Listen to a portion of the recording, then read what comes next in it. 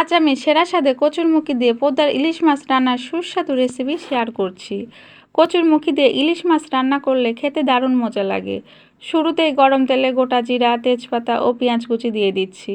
এরপর পেঁয়াজ brown colour হয়ে আসলে আদা রসুন পেস্ট, মরিচ গুঁড়া, হলুদ গুঁড়া ও স্বাদ মতো লবণ দিয়ে নেড়েচেড়ে মশলা কষিয়ে নিচ্ছি। এরপর কচুরমুখী দিয়ে নেড়েচেড়ে মশলার সাথে মিশিয়ে নিচ্ছি। কষানোর জন্য দিয়ে দিচ্ছি পানি। ঢেকে কিছুক্ষণ রান্না করব। কিছুক্ষণ ঢেকে রান্না করার পর কচুরমুখী সিদ্ধ হয়ে আসলে দিয়ে দিচ্ছি ইলিশ মাছ। ইলিশ মাছ কচুরমুখীর সাথে ভালোভাবে কষিয়ে নিব। কষিয়ে নেওয়ার পর ঝোলের জন্য পরিমাণ মতো পানি দিয়ে দিচ্ছি। পানি দেওয়ার পর আরও কিছু সময় কুক করলেই আমার রান্নাটি হয়ে আসবে। দেখুন আমার রান্নাটি হয়ে আসছে। এভাবে কচুরমুখী দিয়ে পোদ্দার ইলিশ মাছ রান্না করলে আপনার বাড়ির সবাই খেতে দারুণ পছন্দ করবে। রান্নার ভিডিওটি ভালো লাগলে লাইক দিয়ে উৎসাহিত করবেন।